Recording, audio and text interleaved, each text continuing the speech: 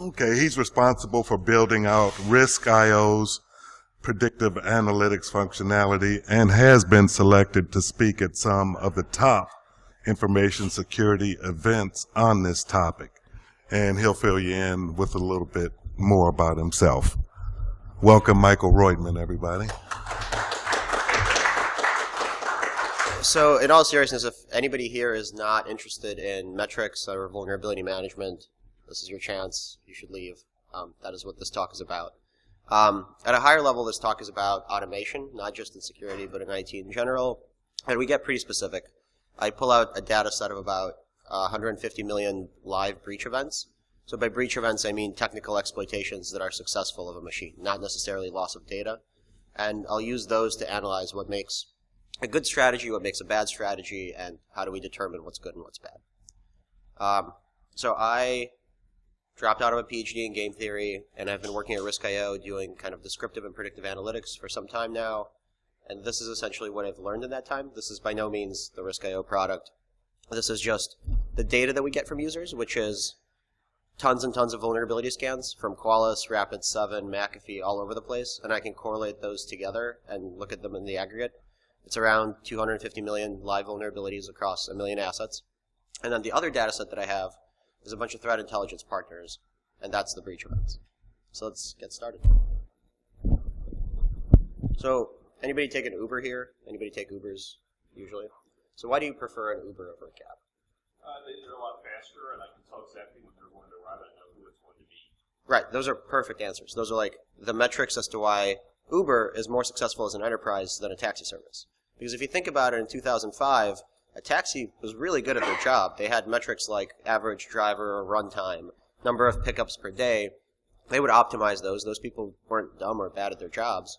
It's just that they were missing an essential piece of data that got us to the Uber state. And this came out around 5 or 6 years ago, which was everybody had a smartphone, everybody had their location. So all of a sudden, a pickup was no longer defined as let me drive around looking for somebody. It was, you know, both the origination and the endpoint of the customer. Now you have all sorts of different metrics, like metrics about the customer themselves. How quickly did the customer get to their destination? How convenient is it? How efficient are they? And those only became possible. It only became possible to measure that kind of activity once the new data set of locations came out.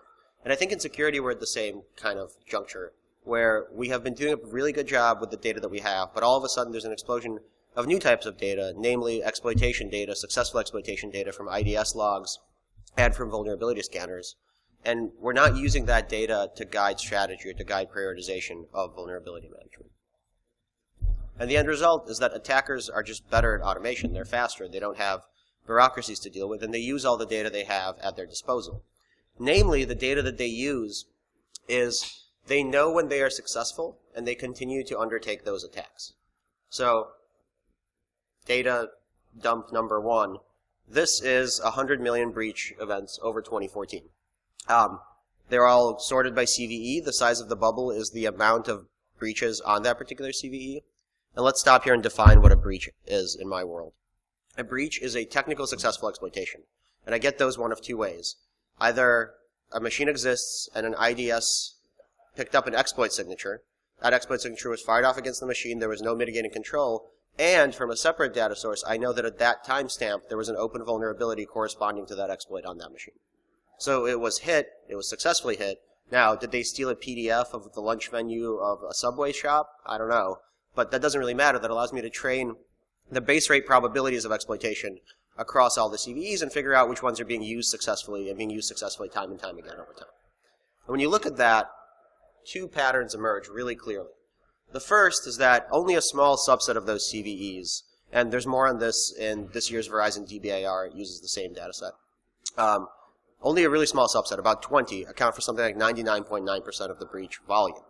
That is, attackers know which CVEs they're most successful at, and largely these are end-of-life systems, things that can be patched, and if they find a scan of one, then they know that they can hit it using that exploit. And they can guarantee the success of that exploit.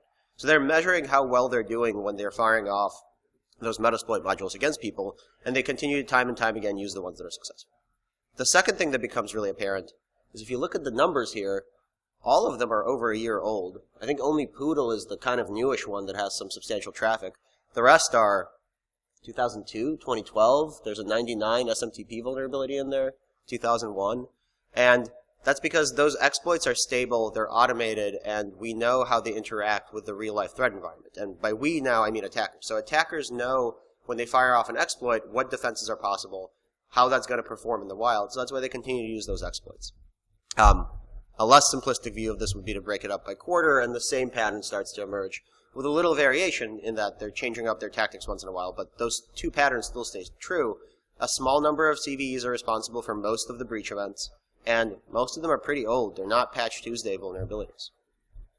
So what do we need to do to catch up? We need better automations ourselves. In fact, what we need to do is we need to free up some space in order to be able to make decisions faster than the attackers make decisions. And the best enterprises of vulnerability management, places like Etsy and Netflix, are places that can respond kind of asynchronously and in real time and change up their strategies in real time because most of it is automated away. So here's current vulnerability management. We have automated vuln discovery. That's a scanner, and everybody uses a scanner. We have manual to automated vuln scanning. So some people are scanning continuously. Some people aren't because there's business processes involved. Some people aren't because they just don't set up weekly scans.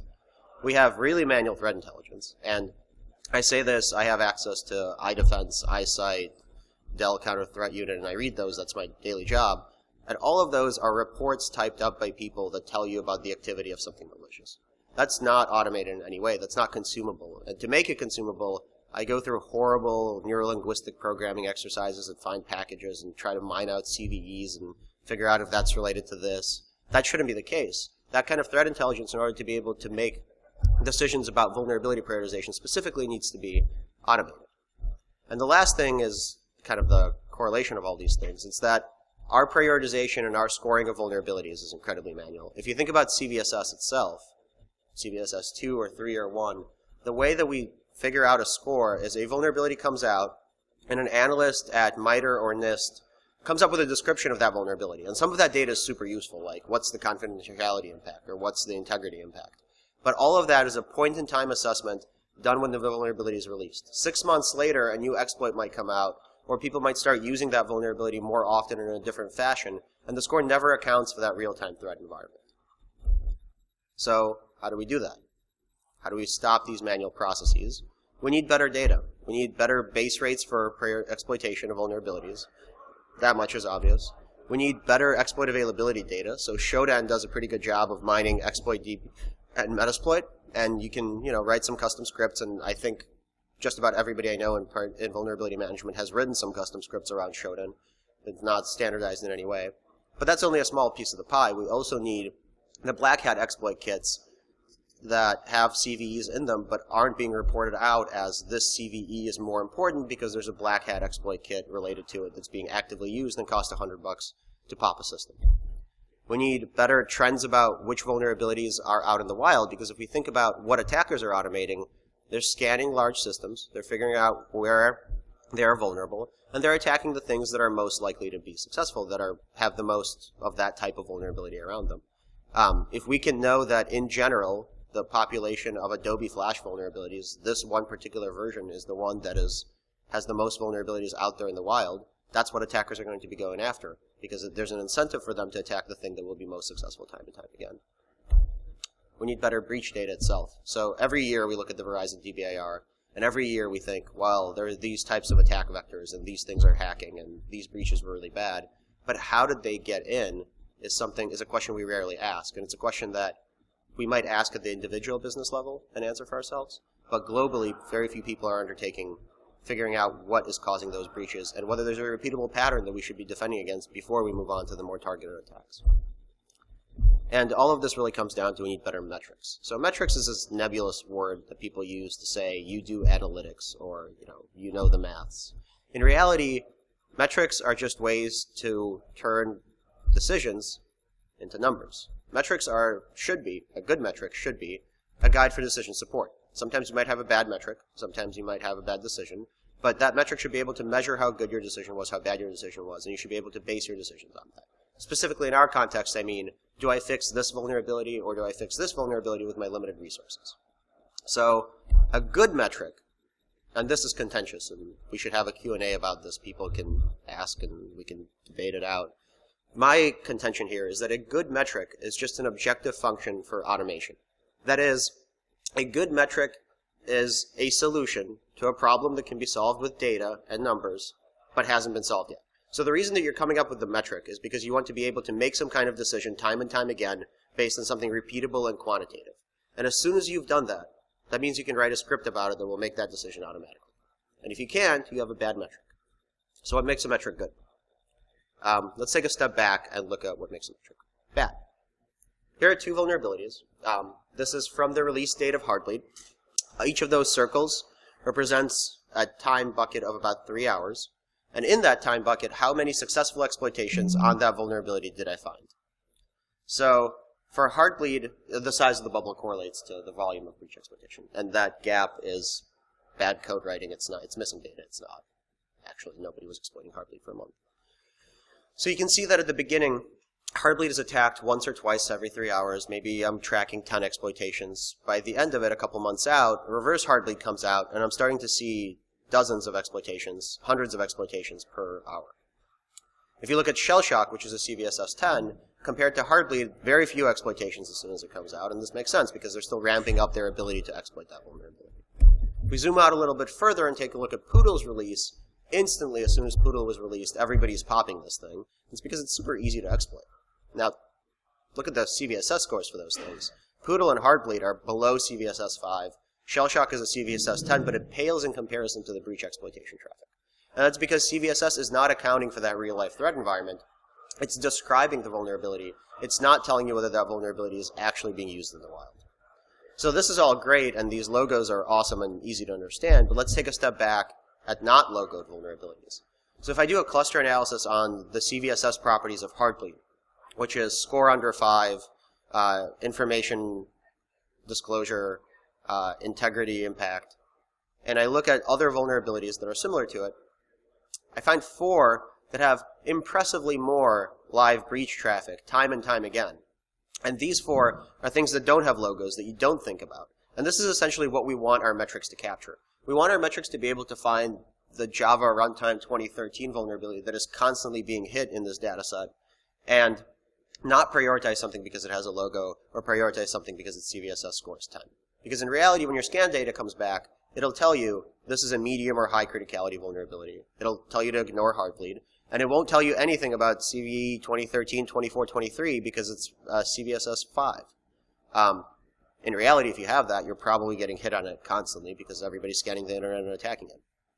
That Windows 2000 vulnerability you see over there has persistently been always exploited in our data set, and that's because it's an end-of-life product. If you have that, there's no support, there's no mitigating control against that vulnerability. And people know this. The data set, also a good time to explain this, comes from about 70,000 businesses, and I'm getting the IDS and vuln data as well as the mitigating control data from the Alien Vault Threat Exchange, Dell SecureWorks Counter Threat Unit, VeriSign iDefense, and kind of percolating it through this logic of, is there an exploit that hit it? Is the vulnerability open? Is there no mitigating control? That's a hit. And so what we learn here is not actually that CVSS is problematic. CVSS is a description of a vulnerability. It is not by any means meant to be a metric for prioritization. And this becomes incredibly apparent when you try to use it to do predictions.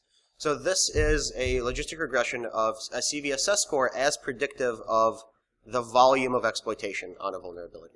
So at the very top, you see things that are exploited 100 to 1,000,000 times, and the rest are smaller buckets, 100 to 10, 135 to 8, or whatever, 8 to 2.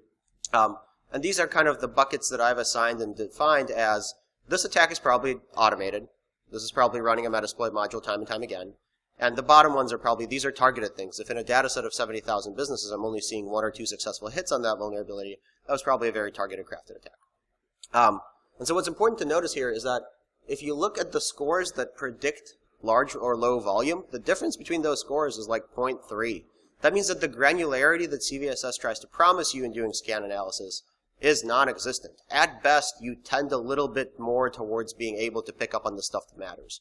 In reality, the difference between that is maybe the 10s are slightly more descriptive because people care about the 10s because attackers are reading about the 10s. But everything else in there, the 8s, the 9s, they're not very important, or they're not very predictive of actually in the wild exploitation. I'll get into this more richly, or I think more succinctly at the end of the talk as well.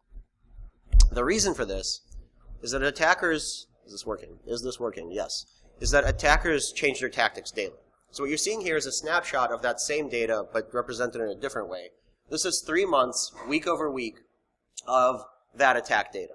Each of the circles, the yellows are things that aren't confirmed exploitations. The reds are ones that did have an open vulnerability and did get hit. Each of those is a separate CVE, and each of those is mapped for its weekly volume. So the size of the bubble is its weekly volume. And on the right-hand side are things that are getting hit millions of times. In the middle are things that are getting hit 1,000 to 10,000 times. The left-hand side are things that are getting hit once or twice in the week. So maybe I'm wrong here, but my assumption is that the things that are getting hit hundreds of thousands of times are automated attacks. Those are targeted attacks. And then you can see week over week, it's logarithmically scaled, but the things that are popping in that are new for that week that didn't exist in the previous week are at the top.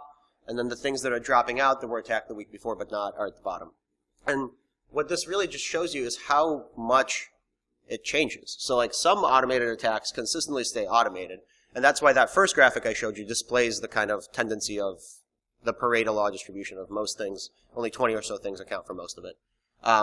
But the small targeted attacks are changing all the time. And unless you have data that captures what's happening that particular week, your metric is not going to be able to capture it. CVSS certainly makes no effort to do so. Your scanners certainly make no effort to do so. It is the job of your vulnerability management strategy to be able to do so, and that's what makes good metrics in this field.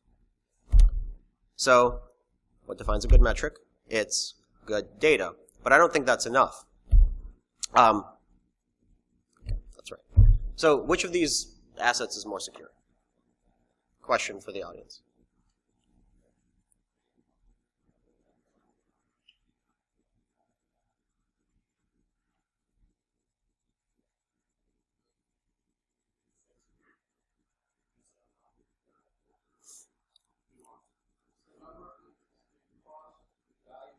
Yeah. So I heard asset 2, I heard asset 1. It's a philosophical choice, right? It's certainly not asset 2. But the reason is either they're equally secure because the control is equally effective at protecting attacks, or asset 1 is more secure because there's less value at risk and attackers are less likely to go after it. And so this type of philosophical choice actually really succinctly illustrates the difference between using CVSS for your prioritization strategy and using some real-time threat intelligence data baked into it.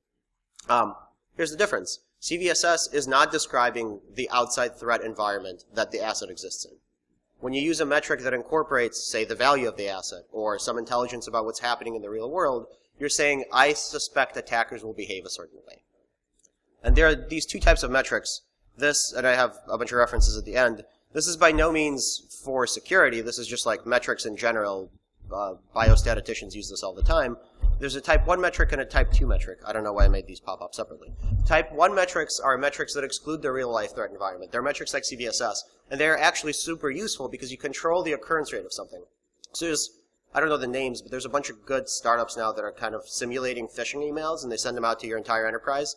And they're like, well, this percentage clicked. That's awesome. That's great. That's really useful for you to know the base rate of simulated phishing in your industry. But it tells you nothing about an actual phishing email because that phishing email is crafted much more specifically, can be dynamic, and has a real-life threat environment in it. You need both types of metrics to be able to make decisions well because you need to be able to describe, say, the people that work at your place of origin and the phishing emails that are constantly coming in.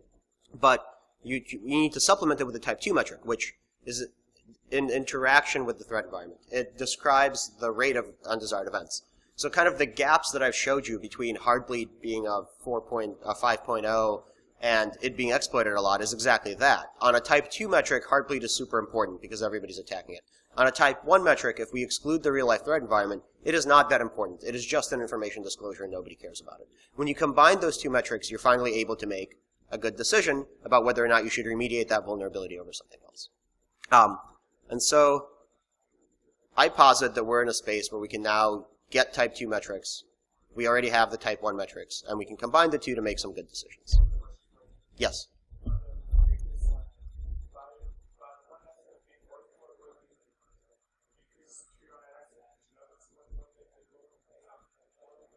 Yeah, I think so.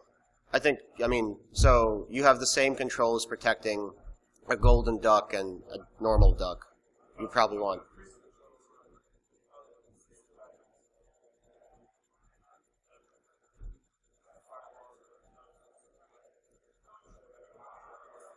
Is your question that you...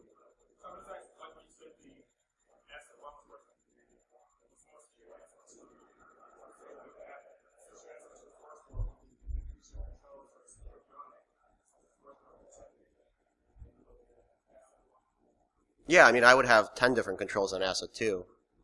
I mean, it depends on how you want to spend your money, right? Some people might say, no, this is fine. I've implemented a control against all my assets and my baseline level of security is this. I can measure it. I personally disagree with that approach because there's 2 orders of magnitude or 3 orders of magnitude baked into the difference in value. So you might want at least 1 order of magnitude of difference in controls, but maybe that's not possible to implement. Yeah. I mean, to be fair, insurance is just a control. If you're thinking about this as a game, like who cares if you get popped if you have insurance? They do not cover bike theft. I recently found that out personally. Yeah, they like scale your deductible by an order of magnitude if you're reporting stolen bikes for some reason.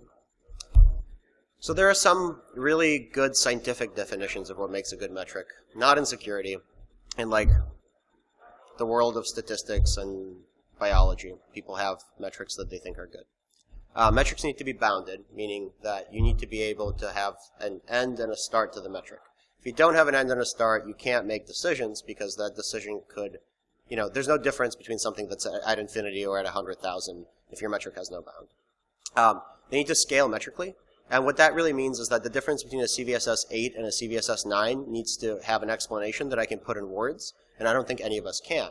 So to say that maybe it's an order of magnitude more at risk if this vulnerability is a 9 versus an 8 would be really cool, right? Like we're constantly going up, and we know that we fix the 10s first, and the rest are an order of magnitude less.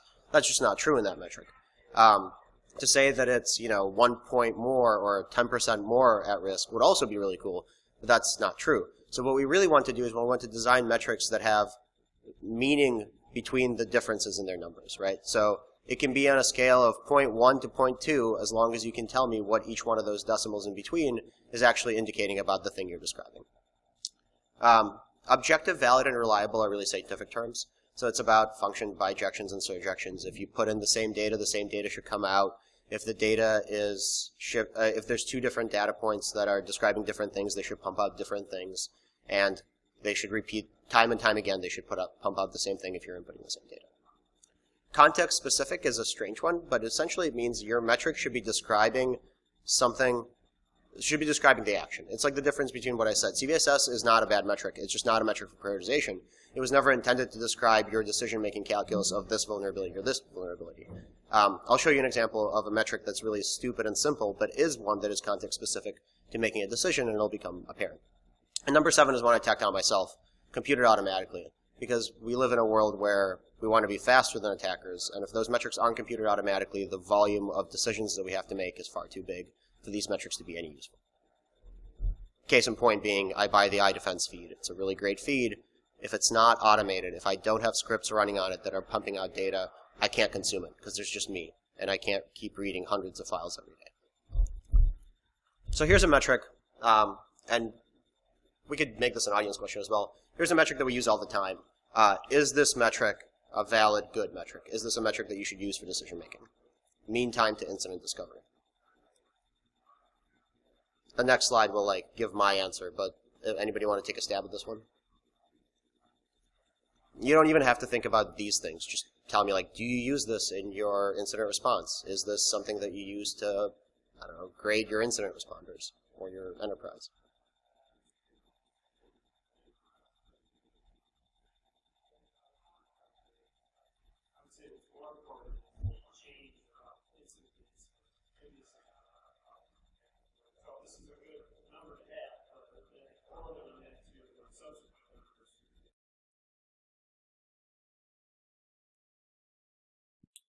I'm Geek here. Sorry about this, but we had another audio freeze up. So we have no audio and no speaker movement until about the 33-minute mark. Sorry for the issue.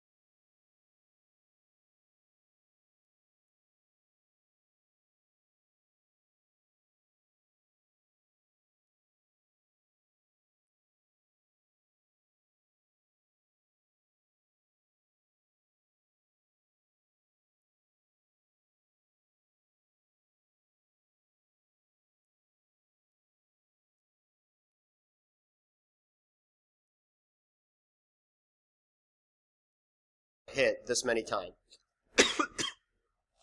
And to figure out the probability that you'll be breached on an open vulnerability, what I take are the total open vulnerabilities, so that 250 million, and I slice out only the ones of the live ones which have correlated breach events to them. So my type 2 metric here is that real-life threat environment. It's the breach data. My type 1 metric here is the controlled occurrence rate of, in the real world, people have this many open vulnerabilities. These are two very different data sets. Combining them is probably crazy, but when we're talking about hundreds of millions of things, you might get some insight out of that kind of combination. So, if you take a dart and you throw it at one of the 65,000 vulnerabilities in the National Vulnerability Database, the probability that you are remediating one that has an associated breach event on it scaled by the live occurrence rate of that vulnerability is 6%. That's actually pretty good, right? Like if you're just randomly picking a vulnerability, you're 5% likely to be successful. The reason for that is because, first of all, everybody has Flash or everybody has Chrome vulnerabilities, and when those get hit, the scaling parameter of the live occurrences of those just explodes the probability of your success. So if you hit that one, you're very likely to be successful. And the other reason is because nobody has like the PHP my admin vulnerabilities in my scan data because I have enterprise scan data. I don't have gambling websites or whatever. But we can do a lot better than 6%. First, let's check out CVSS. So here's the way this graph works. It's not very intuitive.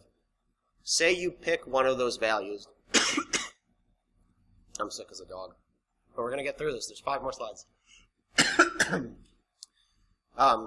Say you pick the 0.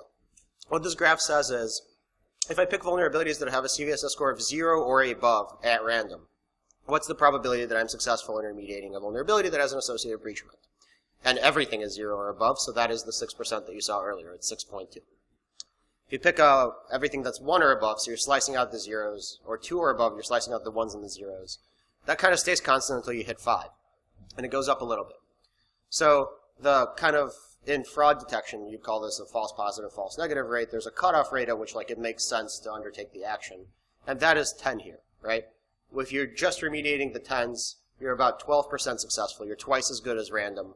And there's still a really large number of 10s, so it's not like you're only fixing 2 vulnerabilities.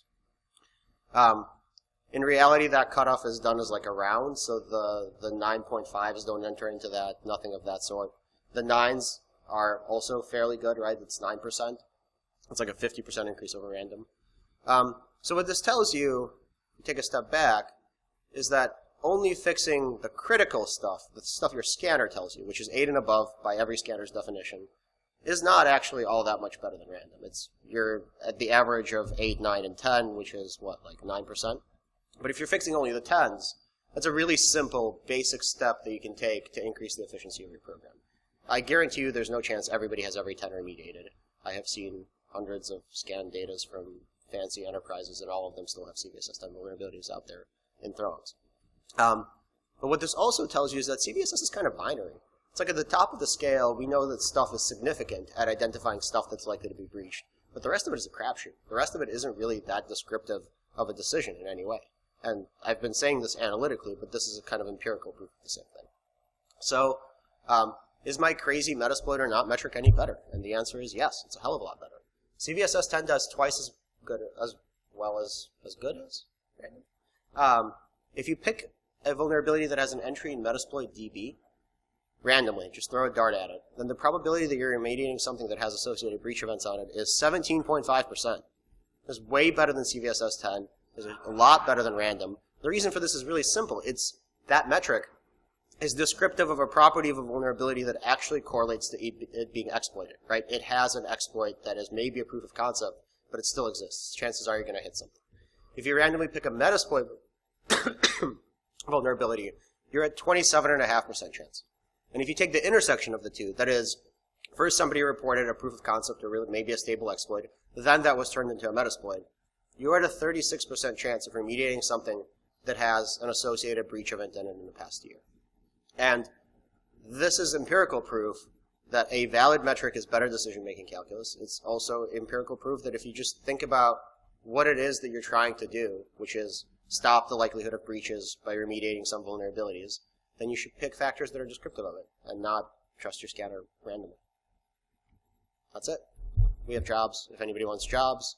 And then there are 2 slides of references about metrics in biology and epidemiology, and a whole lot in security. There was a conference in Germany about a year ago that is really awesome, and they have like 10 papers. That is most of where I get my ideas from. Questions, thoughts, discussions, criticisms?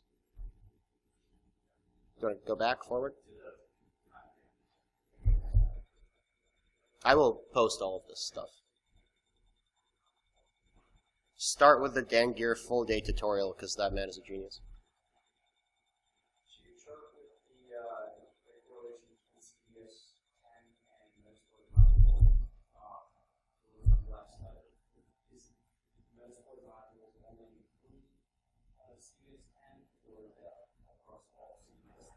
Across all of them.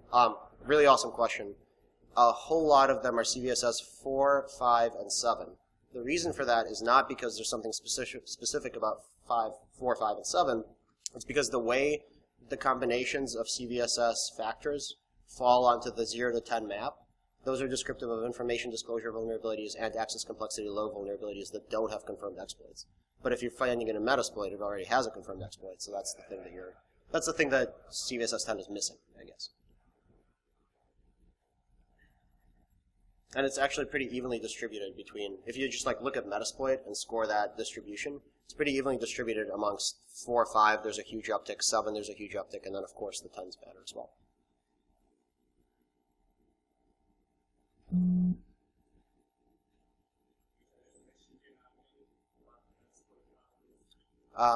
So I wrote a Python script from Shodan. It's pretty easy to do. Shodan, they require an API key, but inside baseball, you don't actually have to use it. You can just kind of bypass it and go to the next search, and then return a list of stuff that has Metasploits on it. Rapid7 themselves, if you are buying their scanner, certainly has that data available and will overlay it.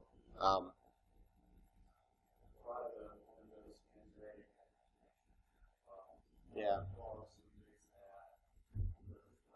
Heads up though, so like I get all of those scans, and some are better than others. I'm not allowed to say because we have partnerships with them, but the rate at which you pull Metasploit and the rate at which Metasploit is updated is not the same as the rate at which those scanners get that data. Some of them do it in a manual process where it's like their analyst will then, as they're typing up their custom score or whatever, will go research something online, and some of those analysts are really bad. Shodan is pretty reliable at getting the actual get source data from Metasploit. ExploitDB is more of a crapshoot because it's just a less kind of precise tool.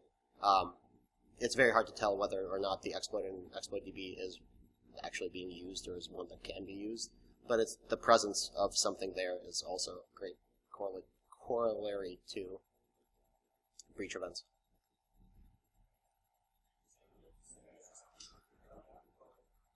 There is a CVSS version 3 coming out. I have done a lot of reading about it. It has some really awesome things in it, like, is this vulnerability chained with another one? It has things like, the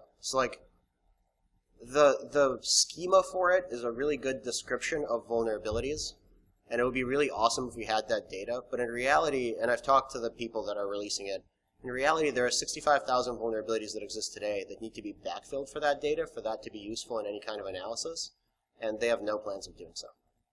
They're trying to get NSF to fund graduate students to do that manual work of importing that data and doing the analysis.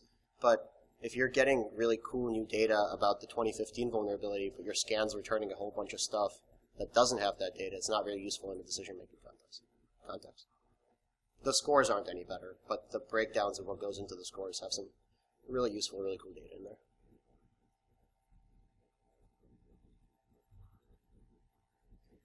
Cool. I will post this up, and I'm on Twitter if anybody wants to talk. This really specific branch of security that is all I know.